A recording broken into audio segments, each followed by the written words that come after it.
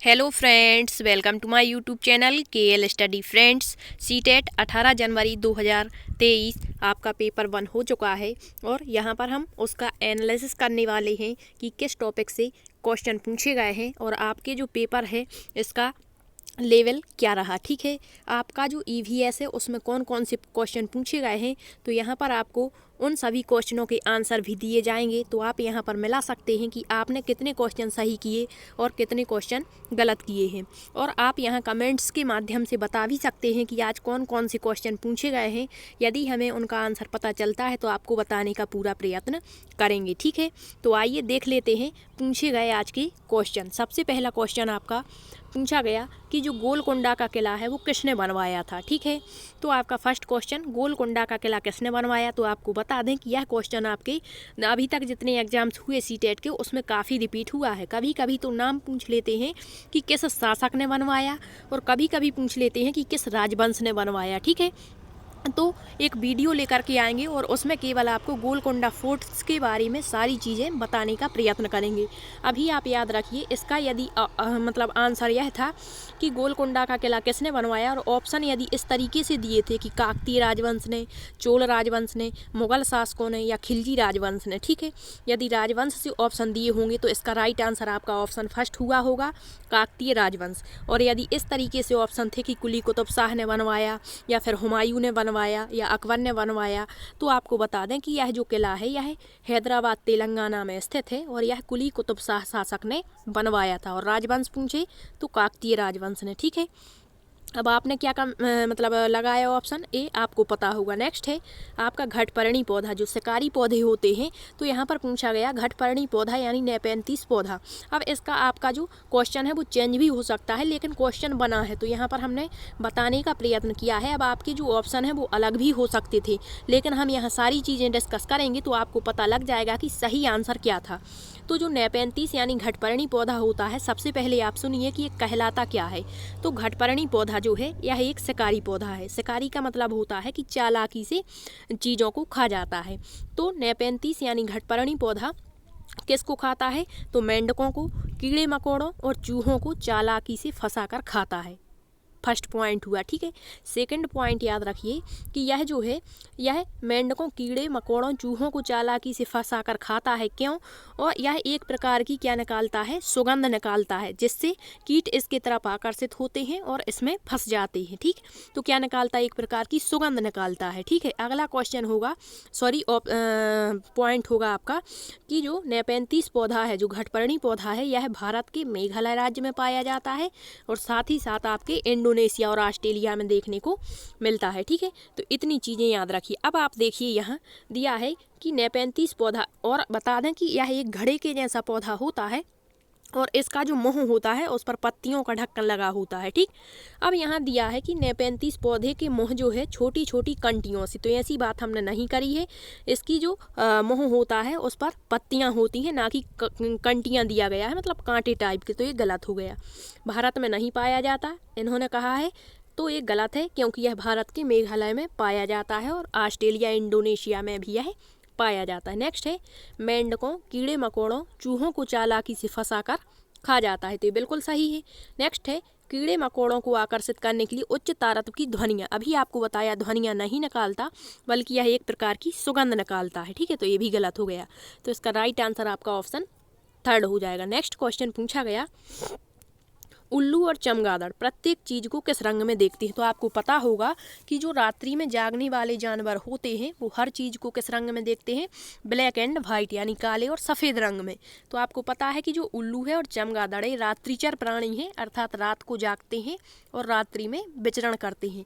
तो ये हर चीज को किस रंग में देखेंगे, काले और सफेद। राइट आंसर आपका ऑप्शन बी हो जाएगा। नेक्स्ट क्वेश्चन बना, यहाँ पर केवल हमने इस तरीके से कथन लिए हैं, आपका ऑप्शन नहीं दिया है, फिर भी आपको यहाँ पर अंदाजा लग जाएगा कि आपने क्या लगाया है। ठीक है, तो यहाँ सोने से संबंधित क्वेश्चन दिए थे, कुछ जानवर दिए थे और यहाँ पर आपको सही मिलान करना था। दिया है बिल्ली लगभग 10 घंटे सोती है, ये गलत है, क्योंकि जो बिल्ली है वो लगभग 10 नहीं लगभग 12 घंटे सोती है, तो ये गलत हो गया। गाय लगभग 4 घंटे सोती है, बिल्कुल ये सही है। जिराफ लगभग 4 घंटे सोता है, ये गलत है। जिराफ जो है वो सबसे कम सोने वाला जानवर है, लगभग 2 घंटे सोता है। और हाथी लगभग 4 घंटे सोता है, लेकिन यहाँ दिया है 2, तो ये भी गलत हो गया। तो इसका राइट आंसर जो था आपका ऑप्शन नंबर बी था, गाय का केवल सही दिया गया था। ठीक है, अब यहाँ इस तरीके से ऑप्शन होंगे कि फर्स्ट है सही, सेकंड है या थर्ड, तो ऐसा आपका क्वेश्चन बना था। ठीक, तो ये हमने अलग से वीडियो डाले हैं कि कौन सा जानवर कितना सोता है, किस पक्षी की चोंच कैसी होती है, किस जानवर का शिकार क्यों किया जाता है, तो सारे वीडियो डले हुए हैं, आप प्ले लिस्ट में जाकर उन्हें देख सकते हैं। नेक्स्ट पूछ लिया यहाँ पर फसल से क्वेश्चन। अभी तक आपका अन्य फसलों से क्वेश्चन बन रहे थे, यहाँ पूछ लिया आपका खरीफ की फसल नहीं है। तो आपको पता होगा जब कि खरीफ की फसलें क्या होती हैं और रबी की फसलें, जायद की फसलें क्या होती हैं। तो सबसे पहले जो रबी की फसलें होती हैं उसमें आपका आ जाता है जो गर्मियों में बोई जाती हैं। ठीक है, अब यहाँ पर आ जाता है मतलब ठंडों में बोई जाती हैं, सॉरी। तो यहाँ पर आपको बता दें कि यहाँ पर आपका गेहूँ आ जाता है। ठीक है, गेहूँ के अलावा आपका चना आ जाता है। ठीक है, मसूर आ जाती है, ये सारी चीज़ें रबी की फसलों में आती हैं। लेकिन जो खरीफ की फसलें होती हैं, खरीफ ऐसा याद कर लो इसको, खरीफ मतलब खचना, और खचना में बोई जाने वाली फसलें होती हैं आपकी धान, सोयाबीन, मूँगफली। तो बताना था खरीफ की फसल कौन सी नहीं है, तो नहीं है, तो इसका राइट आंसर ऑप्शन डी हो जाएगा, गेहूँ। गेहूँ आपकी रबी की फसल होती है। ठीक, याद रखिए। नेक्स्ट क्वेश्चन पूछा गया आपका, वह कौन सा जानवर है जो अपनी मूंछों और मलमूत्र की गंध से इलाके का निर्धारण करता है। तो इसका राइट आंसर आपका था बाघ। क्या था? बाघ। और बाघ जो है मौके के अनुसार अपनी आवाज़ को भी चेंज कर लेता है, शिकार के लिए अलग तरीके की आवाज़ निकालता है, और यदि बाघिन को या अपनी मादा को बुलाना है तो अलग तरह की आवाज़ निकालता है। ठीक है, नेक्स्ट आपके स्लॉथ से क्वेश्चन पूछा जा रहा है, और पिछली बार पूछा गया, आज नहीं आया। तो पूछता है कि वह कौन सा जानवर है जो भालू जैसा दिखता है, भालू नहीं होता, लगभग वृक्षों की शाखाओं से उल्टा लटक कर 17 घंटे सोता है, औसत अवधि 40 वर्ष होती है। तो वो जानवर कौन सा है? तो वो आपका स्लॉथ हो जाएगा। ठीक है, डॉल्फिन भी मौके के अनुसार अपनी आवाज़ बदल लेती है। और जो हाथी है, हाथी के बारे में आपको बहुत बार बता चुके हैं, तो आप प्ले लिस्ट में जाकर देख सकते हैं, या फिर जितने भी एनालिसिस कराए हैं ये सारे एनालिसिस आप देखिए, इससे अंदाजा लगता है कि कौन सा नया टॉपिक यहाँ पर ऐड किया जा रहा है। ठीक है, नेक्स्ट पूछा गया आपका, जीवाणु, विषाणु, कवक और शैवाल को छोटे से बड़े, या इसे हम आरोही क्रम कह सकते हैं, में जमाइए। ठीक है, तो यहाँ पर आपको बताना था कि किसका आकार सबसे छोटा होता है, किसका आकार उससे बड़ा, किसका उससे बड़ा, किसका सबसे बड़ा होता है। तो आपको बता दें, जीवाणु सबसे छोटे होते हैं, फिर होता है कवक, फिर होता है विषाणु, और फिर होता है शैवाल। ठीक है, आपने इनका आकार पढ़ा होगा। जीवाणु एक नैनोमीटर से करीबन 5 नैनोमीटर तक के आकार के होते हैं, तो इस तरीके से। ठीक है, तो इसका राइट आंसर मतलब आपके 4 ऑप्शन दिए होंगे, एक तो ये रहा होगा, नेक्स्ट दे दिया होगा उन्होंने कवक, विषाणु, शैवाल, इस तरीके से। तो राइट आंसर जहाँ भी ऐसा था, जीवाणु, कवक, विषाणु और शैवाल, ये बिल्कुल सही था। ठीक है, अब नेक्स्ट देखते हैं, क्वेश्चन बना आपका कि गुजरात में भूकंप किस वर्ष आया था। तो ये आपकी एनसीईआरटी में दिया गया है, और आपको बता दें कि आज बहुत सारा मैटर आपका एनसीईआरटी से पूछा गया है। ठीक, तो यह जो है गुजरात में जो भूकंप है वो 2001 में आया था, आपको कई बार बताया है। अब एक क्वेश्चन आपका पेडागोजी में बनता है कि भूकंप आने पर हमें क्या करना चाहिए, मतलब किस तरीके से हम अपना बचाव कर सकते हैं। तो एनसीईआरटी में आपका पॉइंट दिया गया है कि यदि भूकंप आने की संभावना हमें लगती है, और यदि हम घर से बाहर निकल जाते हैं तो सबसे अच्छा है, और यदि नहीं निकल पाते किसी कारणवश, परिस्थितिवश, तो हमें अंदर ही हमारे घर के किसी भी टेबल के नीचे बैठ जाना चाहिए और उसे कस करके पकड़ लेना चाहिए। इससे हम भूकंप से बच सकते हैं। ठीक है, अब नेक्स्ट दिया है, एक और आपको बता दें, 2001 में भुज, गुजरात में भूकंप आया था। अहमदाबाद में भी 2001 में ही भूकंप आया था। ठीक है, नेक्स्ट क्वेश्चन पूछा गया, एक लड़की खाना खा रही है और सीसी की आवाज़ करती है। मतलब जब हमें कुछ तीखा लग जाता है तो हम सीसी की आवाज़ निकालते हैं, ऐसा क्यों कर रही है वो? तो क्या तीखा खाने से, क्या अपना अनुभव बताने के लिए, या फिर वो नाटक कर रही है, या इनमें से कोई नहीं? तो नाटक कोई क्यों करेगा? ठीक है, अकेले में खाना खा रहे हैं तो कोई नाटक क्यों करेगा, बिना मतलब कि सीसी क्यों करेगा? तो ये तो गलत है, इनमें से कोई नहीं, ये भी अनुभव नहीं। ठीक है, अनुभव बताने के लिए वो कक्षा में भी बता सकती है। ठीक है, लेकिन यहाँ पर उसने कुछ तीखा खा लिया है, मिर्ची टाइप का उसको लग जाती है, तो वो सीसी की आवाज़ करती है। तो राइट आंसर आपका ऑप्शन ए हो जाएगा। ठीक, नेक्स्ट क्वेश्चन आपका एक बना, दिशा से क्या था क्वेश्चन कि एक व्यक्ति 50 मीटर उत्तर की ओर, तो यहाँ पर आपको बता दें पहले दिशाओं का ज्ञान आपको होना चाहिए।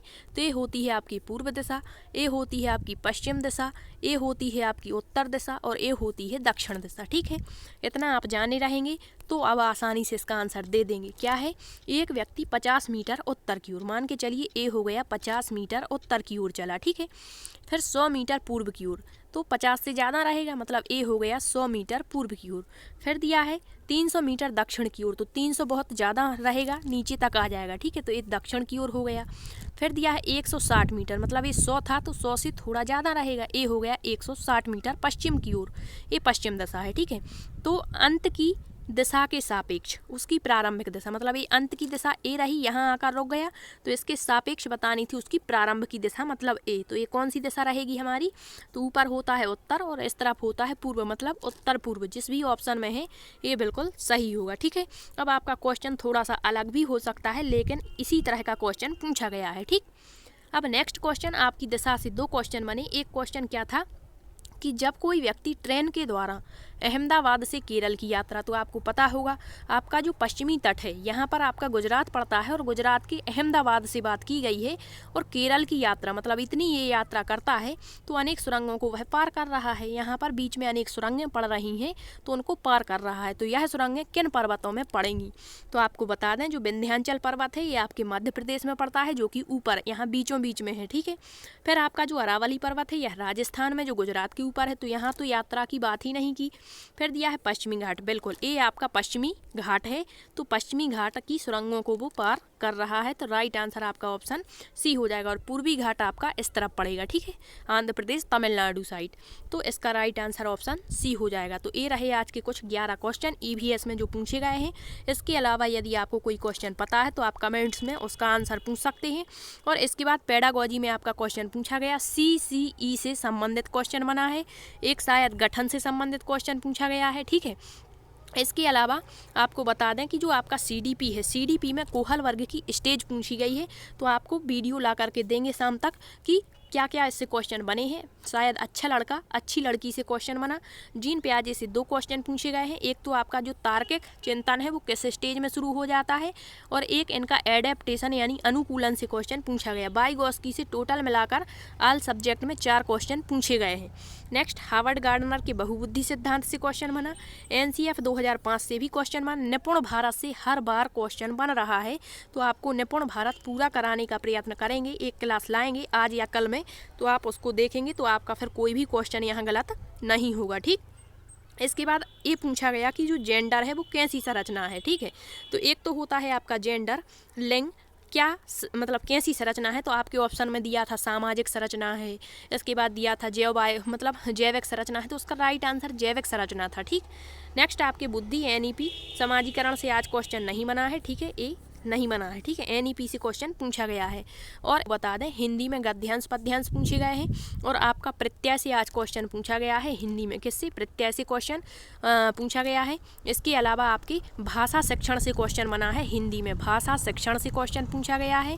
ठीक है, इसके बाद नोम चॉम्स्की के भाषा अर्जन यंत्र से क्वेश्चन पूछा गया है, तो हिंदी में मतलब ये टॉपिक जो है आपके इन्हें आप कवर कर लें, बहुसांस्कृतिकता क्या होती, बहुभाषिकता क्या होती है। आपके कौशल से क्वेश्चन, प्रत्यय भाषा शिक्षण से क्वेश्चन पूछा गया। इसके बाद आपके मैथ में भिन्न से 2 क्वेश्चन पूछे गए हैं, नंबर सिस्टम से 2 क्वेश्चन बने हैं।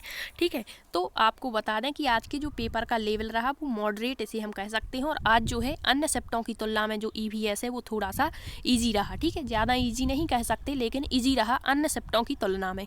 तो आपको क्लास कैसी लगी है आप अपने अनुभव शेयर जरूर करें कमेंट्स बॉक्स में, और यदि आपको कोई नया क्वेश्चन पता है आज का तो आप वो भी पूछ सकते हैं। ठीक है, थैंक यू।